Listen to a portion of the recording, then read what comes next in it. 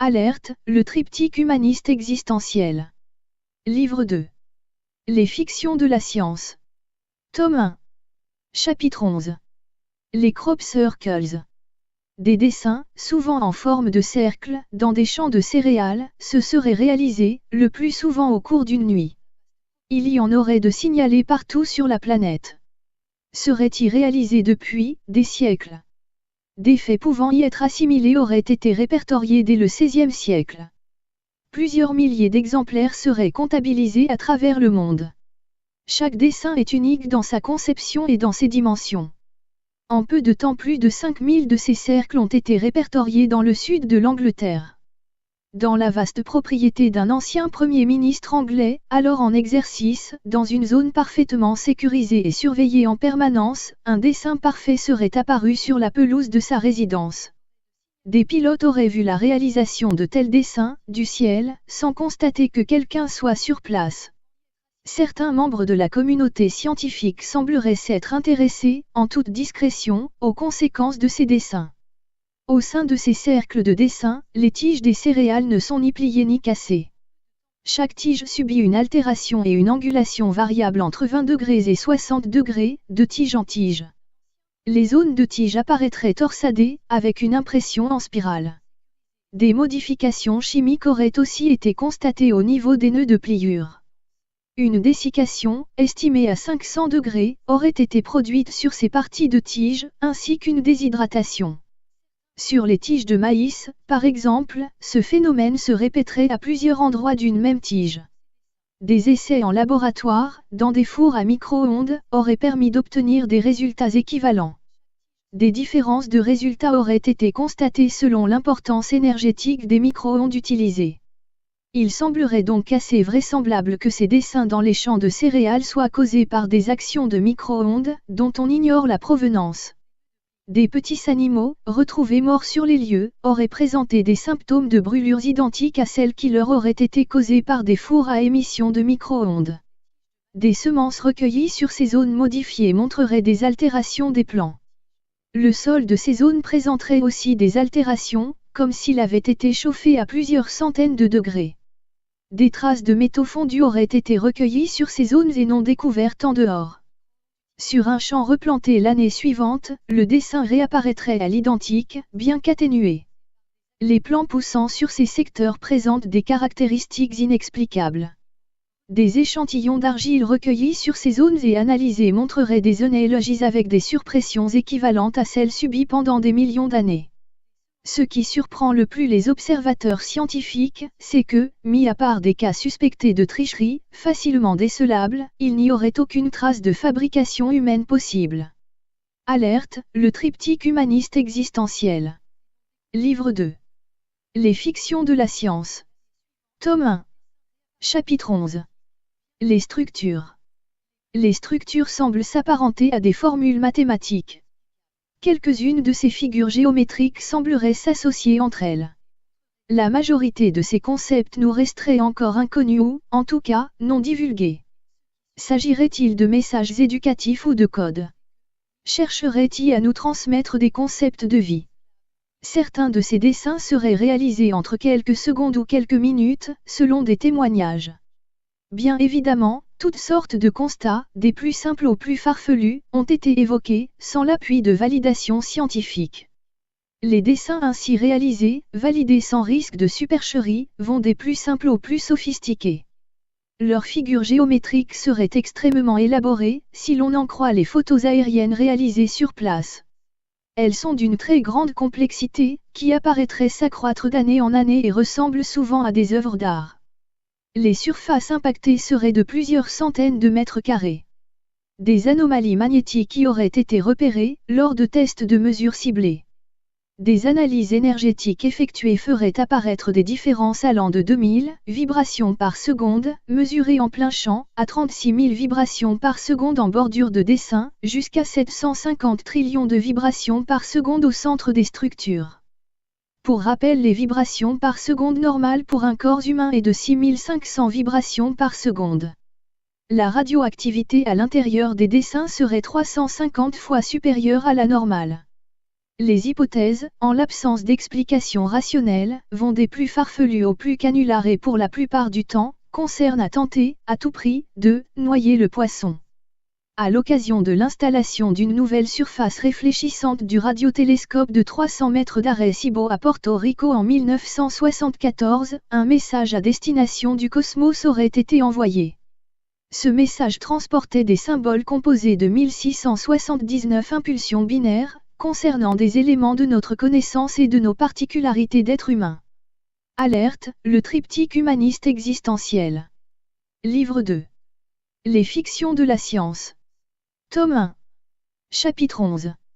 La réponse.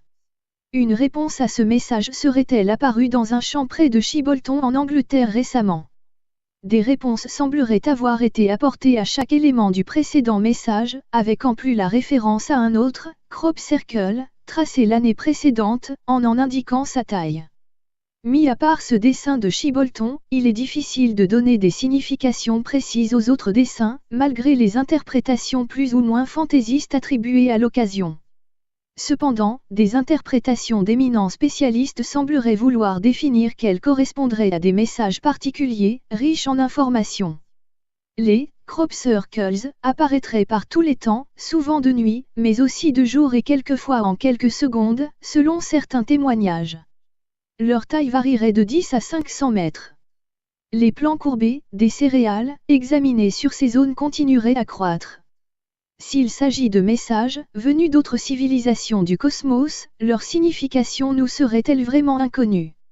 Ces dessins, aussi appelés agroglyphes, présentent des particularités de mesure de conductivité des tiges des céréales. Cette mesure appelée résistivité serait apparue avec des différences entre les zones de dessins et leur extérieur. Par ailleurs, des études scientifiques menées en France concernant les micro-ondes utilisées seraient de type scalaire transversal. Cette technologie serait tout récemment développée dans des laboratoires. Notre univers aurait un âge attribué entre 12 et 15 milliards d'années. L'âge de notre système solaire serait de 5 milliards d'années. Une différence de 7 milliards d'années serait sans doute suffisante à expliquer des différences de civilisation dans le cosmos. Nos sociétés humaines, par rapport à celles des fourmis, présentent d'énormes différences, complètement incompréhensibles pour les fourmis. La géométrie de ces figures réalisées dans les champs de céréales serait-elle un langage courant dans l'univers? Ces pictogrammes pourraient-ils être des ensembles symboliques? S'agirait-il d'un ensemble de messages? Des entrelacs de nombres, à partir du nombre d'or et de la suite mathématique établie par Fibonacci, XIIe siècle, même si elle n'est ni arithmétique ni géométrique, permettrait-il de former ces ensembles symboliques? Un lien pourrait sembler devoir s'établir entre la crédulité ou l'incrédulité des habitants des pays concernés. Les créateurs de ces dessins seraient-ils conscients de l'impact qu'ils soient susceptibles ou non d'établir? Est-il possible de définir une cohérence entre les ovnis et les crop circles? Alerte, le triptyque humaniste existentiel. Livre 2. Les fictions de la science. Tome 1. Chapitre 11. Une signification. À l'évidence, les dessins réalisés avec autant de raffinement pourraient avoir pour principe de nous contraindre à une prise de conscience progressive de la réalité d'une pluralité de civilisations technologiquement très avancées à travers notre galaxie et évidemment à travers tout l'univers. À l'évidence, les cercles dans les champs de céréales ont pour premier objectif de faire prendre conscience les humains de certaines réalités. L'extrême complexité des dessins devrait nous amener à des concepts technologiques de plus en plus élaborés. Certaines personnes aux compétences hasardeuses verraient dans ces agroglyphes des concepts graphiques de diverses valeurs allant de figures fractales à des représentations de schémas divers. Leur message pourrait aussi vouloir dire que notre niveau de mentalité leur apparaît évident. Que notre organisation sociale ne peut être produite que par une synthèse oligarchique avec laquelle ils ne pourraient prendre contact. Tous ces dessins dans les champs de céréales proviendraient-ils tous d'une même civilisation extérieure à notre planète, ou bien de plusieurs? En d'autres termes, l'ingérence directe d'une civilisation technologiquement, culturellement et économiquement supérieure ne peut permettre à une autre civilisation aux statuts inférieurs, de pouvoir évoluer favorablement. Une ingérence, au contraire de faire évoluer, tendrait à la détruire. Leur message serait alors de nous faire comprendre qu'il existe et que nous pouvons les rejoindre si nous en avons la volonté, par la remise en question de nos valeurs globales. Les ET ne seraient pas belliqueux, même si le comportement de certains d'entre eux, qui s'adonneraient à des expérimentations à nos dépens et pouvant être condamnables de notre point de vue. Au contraire, ils pourraient nous avoir mis sous surveillance en cas de danger majeur à notre intégrité générale. Chercheraient-ils aussi à prévenir les populations humaines terrestres des dangers représentés par leurs propres décideurs? Les visiteurs du cosmos sembleraient chercher à prévenir les humains qu'ils sont entre les mains de dirigeants cupides et immoraux, dont le principal souci serait la maîtrise inconditionnelle du pouvoir absolu sur notre planète. Chercherait-il d'abord à faire comprendre à l'ensemble de l'humanité de la réalité des extraterrestres, puis de tester les capacités intellectuelles humaines, par rapport aux leurs, et enfin, de faire comprendre leurs objectifs scientifiques et moraux et leurs intentions de non-gérance. Pourtant, les cas recensés d'abduction, s'ils ne représentent pas une opération belliqueuse en soi, restent condamnables du point de vue de la déontologie humaine. Existerait-il des ethnies extraterrestres chargées d'assurer un contrôle déontologique acceptable globalement, en fonction du niveau d'intelligence rencontré sur les planètes visitées et garantissant une libre évolution des espèces locales? Alerte, le triptyque humaniste existentiel. Livre 2. Les fictions de la science. Tome 1. Chapitre 11. Les moyens. Chaque entité extraterrestre semble utiliser un véhicule différent pour se déplacer dans l'univers. Il est possible de considérer que chaque véhicule est conçu en fonction des contraintes exigées par chaque utilisateur. Les spécificités technologiques élaborées pour ces véhicules sont la conséquence du niveau de connaissance et des impératifs de chacune de ces civilisations. Il y aurait des appareils en forme de double soucoupe inversée. D'autres auraient des aspects triangulaires et une troisième catégorie aurait une forme allongée cylindrique de cigare. Une autre catégorie apparaîtrait sous une forme sphérique. Certains objets volants seraient de forme beaucoup plus surprenante. Leur masse et leur volume sont souvent très différents. Leurs formes peuvent aussi diverger selon l'angle d'observation et la situation angulaire des observations. La propulsion de ces appareils doit aussi diverger selon les engins utilisés. Utiliserait-il la magnéto-hydrodynamique et la magnéto-aérodynamique ou la gravitation ou encore l'antigravitation? Des champs électromagnétiques auraient été relevés sur des lieux d'atterrissage d'OVNI et pourraient laisser penser à l'utilisation d'une propulsion MHD ou MAD. Il pourrait toutefois ne s'agir que d'un moyen technique annexe de déplacement en milieu atmosphérique et liquide, et aussi pour une protection anti-collision de l'engin dans un espace atmosphérique et aussi dans l'espace intersidéral. Il ne peut s'agir évidemment que d'hypothèses. L'utilisation de l'antimatière en tant que source d'énergie en serait une autre. Certains témoins qui auraient été enlevés disent avoir été aspirés par une sorte de halo bleuté. Quel phénomène physique serait-il ainsi utilisé par quelques UFO? La prise de conscience de la matérialité des ovnis est déjà une épreuve intellectuelle considérable pour la majorité des témoins. Devoir admettre l'existence de civilisations plus évoluées que nous, capables de se déplacer sur des distances apparemment extravagantes, à l'intérieur d'un cosmos qui le permettrait ainsi, est difficilement concevable. Et pourtant il serait là. Toutes les bases atomiques de tous les pays disposant de cet armement ou de centrales nucléaires auraient été survolées par des ovnis. Ces zones sensibles sont pourtant totalement interdites de survol à tout appareil aérien civil ou militaire. Est-ce que c'était là une façon de démontrer, aux instances responsables des programmes de prolifération des armements atomiques, que des entités extraterrestres étaient parfaitement informées de notre technologie, mais qu'aussi elles signifiaient leur supériorité technologique d'intervention possible? Tous les sites nucléaires civils et militaires de tous les pays ont été survolés par des appareils non originaires de la technologie terrestre. Telle était, en substance, la conclusion des experts chargés des enquêtes sur ces survols. C'était vraisemblablement un moyen de faire comprendre l'extrême danger représenté par le nucléaire pour l'environnement de la planète Terre et pour la vie en général sur cette planète. Alerte, le triptyque humaniste existentiel. Livre 2. Les fictions de la science. Tome 1. Chapitre 11. Sous contrôle. Notre planète, à l'évidence, est sous leur contrôle direct. Selon toute vraisemblance, ces messagers de l'espace redouteraient également des répercussions de nos agissements, au niveau du cosmos. Peut-être pas seulement pour les risques que nous ferions courir à la planète et à nous-mêmes, mais aussi et surtout pour le potentiel particulièrement diversifié des vies sur la Terre. Il est donc possible de nous demander si les visiteurs extraterrestres, qui à l'évidence surveillent nos agissements de très près, ne seraient pas amenés à sacrifier l'humanité ou, dans le meilleur des cas, à intervenir afin de limiter les dégradations que nous imposons à notre planète et que nous risquons d'imposer ailleurs. La pluralité des espèces, actuellement sur notre planète, représente des potentialités de développement qui pourraient faire l'objet de protections particulières. Il se pourrait que la Terre abrite la plus grande variété de vie au sein de notre galaxie et qu'elle soit sous la préservation des ET. À cause de cette simultanéité d'existence d'espèces vivantes pouvant représenter de formidables réservoirs d'études, à devoir préserver à tout prix. L'espèce humaine pourrait alors être perçue comme la pire espèce prédatrice sur Terre qu'il deviendrait indispensable de neutraliser. Cela expliquerait les incursions répétées et les possibles interventions en rétro-ingénierie de la part de nos invités. Mais existerait-il une confédération interstellaire? Dans notre galaxie? Dans l'univers? Dans un ensemble de multivers? Chapitre 11. Où est la vérité?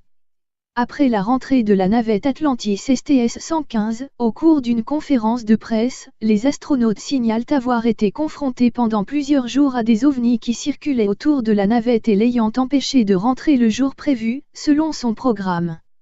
Malgré que les équipages aient reçu une importante préparation psychologique à ce sujet, un certain traumatisme ressort de leur récit. Le 19 septembre 2006, un objet présent depuis 24 heures auprès de la navette nous a contraints à retarder notre retour sur Terre. Il y a à l'évidence d'autres intelligences et formes de vie, là-haut. Ils sont tellement avancés qu'ils peuvent faire des voyages interstellaires. Le 23 juillet 2008 à la question posée à Edgar Mitchell, astronaute, sur la possibilité de vie sur d'autres planètes, il répondait: oui, la question ne se pose plus. Il y a de la vie partout dans l'univers. De source sûre, nous ne sommes pas seuls dans le cosmos. En avril 2008, Paul Rellier, ancien ministre de la Défense du Canada, déclarait, en substance, au National Press Club de Washington, au cours d'une conférence de presse: il y a plusieurs décennies, des visiteurs venus d'autres planètes nous ont mis en garde sur la direction que nous avions prise et nous ont offert leur aide. Au lieu de comprendre leur intervention, de hauts responsables ont pris leur incursion pour une menace. Des pilotes d'intervention ont été victimes de leur témérité, malgré les manœuvres d'évitement des ovnis rencontrés. Après qu'un contact ait été établi avec eux, ils ont précisé que leurs appareils étaient entourés de champs, qui les propulsaient en produit parfois de la gravité différentielle en raison de différentiels de champ temporel, nécessaires au déplacement. Des combinaisons de champs réduisent la résistance des matériaux jusqu'au point où ils ne sont plus assez résistants pour supporter les contraintes pour lesquelles ils ont été calculés. À cause de cela, nos avions, qui présentaient des zones de faible résistance, n'ont pas supporté les contraintes de mécanique induite et les avions se sont disloqués. Nonobstant ces explications, les responsables militaires américains n'ont pas accepté la suggestion des visiteurs, qui se proposaient de devenir des partenaires pour notre développement. Ils continuent à affirmer officiellement que les ovnis n'existent pas et pourtant il est évident qu'ils ont bénéficié de technologies avancées. Les armes de destruction globale en sont le résultat. Les États-Unis auraient-ils déjà construit des soucoupes volantes, comme affirmé par des sources sûres, et que comptent-ils en faire? L'espèce humaine terrienne a encore beaucoup de progrès moraux à devoir accomplir avant de prétendre pouvoir accéder à ce niveau de supériorité mentale envisagé. Les réalités de la matière sont différentes des réalités d'une conscience située en dehors de la matière. L'implication des systèmes quantiques initialement intriqués paraît pouvoir transmettre instantanément leurs informations, même lorsqu'ils se trouvent séparés dans l'espace et dans le temps. Cette considération pourrait remettre en question nos préjugés concernant notre environnement physique. L'univers quantique nous le laisserait apparaître. Y aurait-il un modèle quantique de la conscience? Y aurait-il une possibilité de modification de la matière par la conscience et inversement? La conception rationnelle de l'univers, établie par le statut officiel des scientifiques, serait-il complètement faussée par leur mécanisme fonctionnel? De nombreux éléments démontrent l'inaccessibilité provisoire de la science actuelle à démontrer le fonctionnement de l'univers. Tout réside dans la notion de croyance. Croire ou ne pas croire. Ne devons-nous pouvoir croire que ce que nous voyons, ce que nous pouvons toucher? Auquel cas, nous ne pourrions pas croire à grand-chose. Il apparaît particulièrement indispensable que la recherche scientifique puisse s'orienter dans tous les domaines, même les plus improbables, qui concernent notre perception de l'univers, sans risquer de n'en jamais connaître sa réalité. Les structures de la réalité semblent tout aussi imprévisibles pour l'espèce humaine terrestre qui les recherche, que pour toute autre espèce animale qui n'a pas à les rechercher. En ce qui concerne l'humain, la seule attitude admissible réside dans la recherche. Tant qu'il n'est pas démontrable qu'une théorie, un événement, un témoignage soit faux, tout demeure explicable. Cette évidence montre le non-privilège de l'espèce humaine à la découverte du vrai. Cela ne serait qu'une étape évolutive de cette espèce animale, très peu différente des autres espèces. Il ne s'agit en fait que d'une faculté particulière à définir un champ de vision différent des autres espèces et mieux adapté à la découverte. Les scientifiques doivent être conscients qu'ils ont à leur disposition des outils de recherche et qu'ils doivent tous les exploiter, au fur et à mesure de leur découverte, sans aucun a priori sectaire.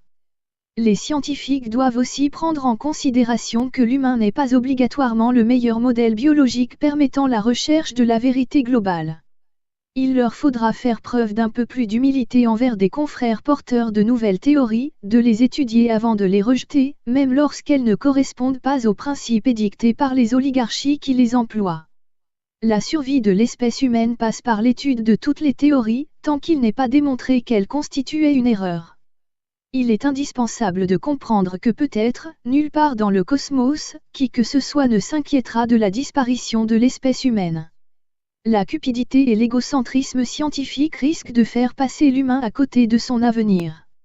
La conscience a-t-elle absolument besoin du support biologique pour son évolution? Les fictions de la science. Tome 1. Chapitre 11. L'évolution. L'évolution biologique permet-elle une meilleure approche de la conscience? Il semblerait que dans l'univers plusieurs dizaines de paires d'atomes soient originairement codés, pour chaque espèce, à toute fin de réalisation des organismes dits vivants. Ainsi, selon le milieu ambiant rencontré, sur quelque planète que ce soit, le meilleur modèle d'évolution correspondant pourrait s'y réaliser. Un code génétique de base serait à l'origine de ces réalisations de vies exponentielles. Des mutations sont ensuite instaurées permettant toutes les formes d'évolution, d'adaptation et de leur cohabitation. Finirait-elle par aboutir à la forme humanoïde en finalité? Cela ne paraît pas aussi évident. Un groupe particulier d'atomes situés dans la chaîne ADN permettrait divers schémas évolutifs préprogrammés, pouvant ainsi s'adapter dans beaucoup de conditions physiques sur toute planète préadaptée, à partir de l'évolution cosmique. Nos modèles d'interprétation de la réalité de l'univers physique, de celui de l'univers quantique et de celui de l'univers de la conscience, devraient permettre une élévation globale de l'humain pour son accès et sa participation solidaire avec l'ensemble des espèces de l'univers. La philosophie humaine inclut la notion d'incertitude dans l'auto-organisation des complexes. Aussi, rien dans la pensée humaine ne doit être interdit d'accès. S'il est possible d'accepter l'idée d'une nécessité évolutive des espèces, alors tous les schémas d'évolution sont acceptables à travers l'univers.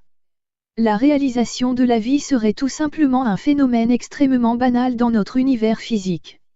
Ce qui n'est pas banal, en revanche, c'est notre peur instinctive d'une telle approche, qui nous dérange. Trop de dogmes, préétablis sont chargés d'expliquer aux populations les vérités, qui doivent leur être accessibles, et dictées par des religieux en grande partie. Bien évidemment, ils ne sont pas les seuls. Les politiciens ne sont pas en reste, les économistes non plus. Il est, par contre, beaucoup plus difficilement admissible que les grandes instances scientifiques s'adonnent, elles aussi, à de telles pratiques. Tous agissent en considérant que le savoir est un pouvoir, et qu'il n'a pas à être porté à la connaissance des populations. Pour ces raisons, il ne leur est plus possible de devoir remettre en question les dogmes établis. Ils préfèrent contraindre par tous les moyens mis à leur disposition, plutôt que de devoir modifier des éléments de divulgation de la vérité. Pourtant, le désir d'imposer un dogme unique, par un nouvel ordre mondial, serait le futur destin envisagé par les hauts dignitaires de la planète. Il serait intéressant que les scientifiques s'y sensibilisent. La crédibilité sur l'existence des ovnis et des extraterrestres passerait par un nécessaire optimisme des scientifiques dans leurs recherches, tout en conservant leurs démarches expérimentales. Des transferts de technologie ne pourront être efficaces que s'ils sont accompagnés du transfert des concepts moraux. Malheureusement, un filtrage des connaissances empêcherait souvent les recherches vers le progrès, dès l'instant où les découvertes ne correspondraient pas au modèle convenu. Or, la préoccupation principale des hauts responsables de l'humanité terrestre réside dans le surarmement qui permettrait de détenir le pouvoir global sur la planète. Après le surarmement nucléaire suffisant à la destruction de toutes les formes de vie sur la Terre en quelques heures, les scientifico-militaristes seraient peut-être capables de réaliser des bombes à antimatière. Quelques centaines de grammes d'antimatière, actuellement synthétisables dans les accélérateurs de particules, produiraient des énergies des milliers de fois supérieures à la fission nucléaire. Ce processus de destruction serait irrémédiable en peu de temps et toutes les formes de vie disparaîtraient de la surface de la Terre. Cela ne s'appelle plus une arme de destruction massive, mais une arme de destruction totale. Cette arme fatale serait entre les mains des militaires américains. Mais ils n'ont pas que celle-là. De nombreux scientifiques œuvrent dans la recherche militaire. Leur paroxysme sans borne va jusqu'à la recherche de cancers pouvant être inoculés. S'achemine-t-on vers une immoralité totale, inconsciente et sans borne des scientifiques? Est-ce que les scientifiques sont capables d'évaluer les conséquences de leurs actes?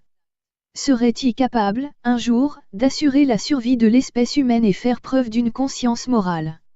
Le scientifique doit pouvoir s'identifier, en dehors de son savoir et de ses connaissances, afin qu'il puisse se remettre en question. Le savoir scientifique n'est qu'une suite de concepts.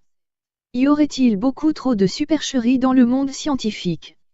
Évidemment, la recherche scientifique alimentée économiquement par les grands groupes financiers reste sous le pouvoir de ces derniers. Aussi la recherche scientifique en général et les chercheurs en particulier, ne peuvent plus être crédibles quant aux résultats de leurs travaux. Alerte, le triptyque humaniste existentiel. Livre 2. Les fictions de la science. Tome 1. Chapitre 11. Des réactions. Il s'ensuit alors une réaction citoyenne des populations qui sont ulcérées par la seule recherche qui prévaut et qui est celle du profit à outrance dans tous les domaines organisationnels de la société humaine. Malheureusement, les meneurs de ces actions de ras-le-bol, exprimés, réprimés et très habilement déstabilisés, sont sans programme concret pour un changement quelconque.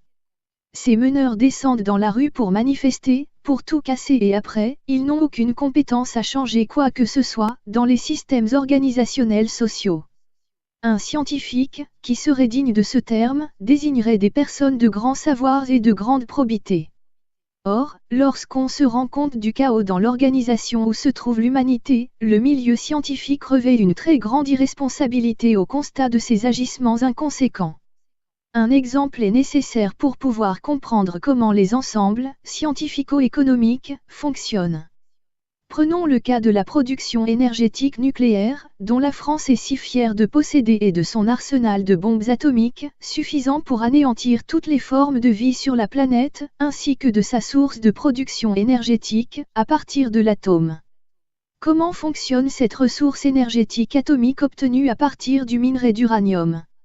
Alerte, le triptyque humaniste existentiel. Livre 2. Les fictions de la science. Tome 1. Chapitre 11. L'uranium.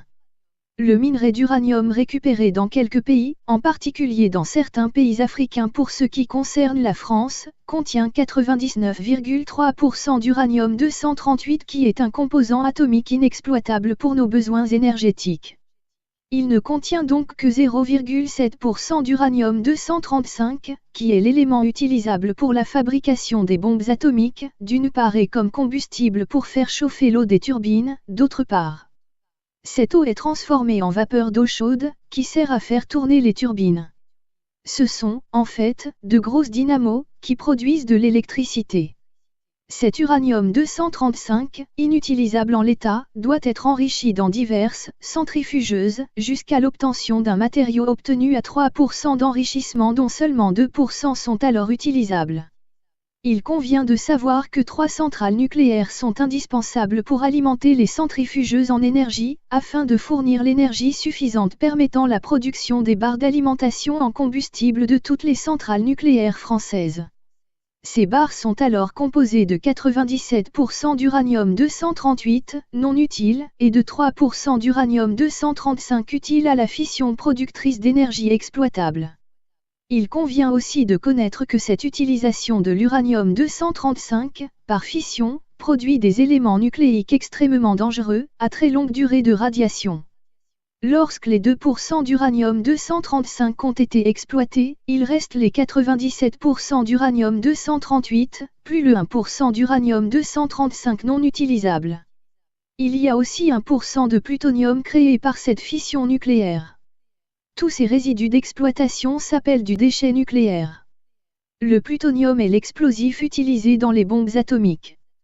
Comme les Français ne sont jamais à court d'idées, ils se sont mis à récupérer tous les déchets produits dans le monde entier, afin d'en extraire le plutonium. Ce composant atomique est ensuite transformé en MOX, qui est un composé de 93% d'uranium-238 et de 7% de plutonium. Cette chimie atomique permet de passer de la fission de l'uranium à la fission du plutonium. Ce qu'il est important de savoir, c'est que 1 mg de plutonium, inhalé par mégarde, est un poison irrémédiablement mortel. Mais il y a plus grave, parce que ces déchets sont utilisés pour l'armement militaire dont les effets différés sont catastrophiques en moyen de destruction massive des populations attaquées. La recrudescence des cancers, dans le monde, en est un des résultats immédiats, plus tous les bébés monstres, qui en sont aussi une des conséquences. Le MOX, connu à la suite de l'accident nucléaire du Japon, a réveillé les consciences du public face au danger permanent et potentiel des 500 centrales nucléaires dispersées dans le monde. Il y a 58 réacteurs nucléaires en France. Face à un tel danger, quelle est la position des scientifiques créateurs et instigateurs? Alerte, le triptyque humaniste existentiel. Livre 2. Les fictions de la science. Tome 1. Chapitre 11. Une carrière. La carrière des scientifiques dépend de la fidélité affichée au système. Qui oserait émettre une opinion citoyenne serait très vite remercié. Le lobby du nucléaire est particulièrement puissant et influe dans tous les compartiments de la recherche. La plus aberrante des perspectives étant la fabrication de la centrale à réacteur de fusion, ITER, qui serait un dérivé de la MHD, magnéto-hydrodynamique. ITER servirait à obtenir de l'énergie à partir de deutérium et de tritium, qui seront les composants de fusion. Le but de Savoir sans frontières est de permettre à toute personne de comprendre le maximum de choses concernant la science, c'est-à-dire des faits scientifiques établis, fiables. Le projet ITER a une envergure internationale. N'ayant jamais fait l'objet d'un audit scientifique international, ne possédant pas de directeur scientifique en titre, cette chimère a été, et est l'objet d'une intense politique de lobbying, dans tous les pays, et dans toutes les langues, destinée à faire admettre par l'ensemble des humains que ce projet représente la fusion est l'avenir, unique, de la technologie nucléaire en matière de production d'énergie. C'est faux. On est obligé de constater que d'une part il n'existe nulle part de présentation claire du principe de fonctionnement d'ITER, c'est-à-dire de la machine nommée tokamak. Un tokamak est une chambre thorique de confinement magnétique destinée à contrôler un plasma pour étudier la possibilité de la production d'énergie par fusion nucléaire. C'est une technologie de recherche expérimentale qui est, avec le confinement inertiel par laser, candidate pour permettre à long terme la production d'électricité en récupérant la chaleur qui serait produite par la réaction de fusion nucléaire. Car ITER n'est rien d'autre qu'un tokamak géant. Par ailleurs, les très nombreux documents destinés au public passent délibérément sous silence les graves problèmes posés par l'instabilité foncière de ces machines. Ce ne sont que des documents de pure propagande. Il a donc paru nécessaire d'expliquer à la fois les principes de fonctionnement et les mécanismes de ces instabilités. Cette présentation est validée par tous les spécialistes de physique des plasmas du monde entier sauf, bien entendu, par ceux qui sont impliqués par le projet ITER. Il s'agirait d'un électroaimant supraconducteur particulièrement difficile à maintenir en fonctionnement. ITER est un programme expérimental qui pourrait assurer l'avenir énergétique français dont l'issue s'annoncerait comme un désastre économique de grande ampleur. Un de plus où les élites responsables ne voudront jamais admettre le futur désastre apocalyptique qui s'annonce à partir d'un tel projet, dont la palette toxicologique qui l'annonce est inadmissible. Et pourtant, ITER reste une simple machine à vapeur d'une complexité et d'une dangerosité sans précédent. Le scientifique est quelqu'un qui ne se pose pas de questions concernant les conséquences de ses actes. Notre étoile, le Soleil, produit son énergie à partir d'une fusion lente à 20 millions de degrés. Dans le tokamak, qui est le moteur de ITER, il y aurait 100 millions de degrés. La bombe à hydrogène produit 500 à 700 millions de degrés. Une head machine, inaugurée aux USA pourrait produire, selon quelques adaptations pour la recherche, plus de 3 milliards de degrés. La fusion, aneutronique, serait 500 fois moins chère à mettre en exploitation que le projet ITER et ne représenterait aucun danger de pollution. Il s'agirait d'une fusion, impulsionnelle, comparable à l'action engendrée par un moteur au diesel. Le potentiel militaire est prépondérant en France comme dans beaucoup d'autres pays.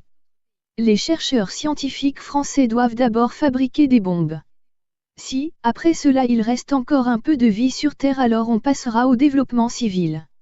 Et il en va ainsi pour tous les gouvernants, à ne pas confondre avec les gouvernements qui ne sont que des accessoires, à la solde des gouvernants. Il y a deux sortes de recherche, la recherche dite fondamentale encadrée par le pouvoir militaire et souvent subventionnée par lui. Et puis la recherche sectorielle encadrée et financée par des groupes privés. La recherche purement de prospection scientifique, sans objectif préétabli, n'existe plus depuis longtemps, s'il est à considérer qu'elle ait pu un jour exister. Alerte, le triptyque humaniste existentiel. Livre 2. Les fictions de la science. Tome 1. Les livres brochés de cette collection Alerte sont en vente chez Amazon, livre français, Philippe Vaisseau. Alerte, le triptyque humaniste existentiel, ses romans. Le fascicule de présentation. Le livre 1, le dernier regard en 2 tomes. Le livre 2, les fictions de la science en 2 tomes. Le livre 3, l'insouciance de la conscience en 2 tomes. Le fascicule d'expertise. Alerte.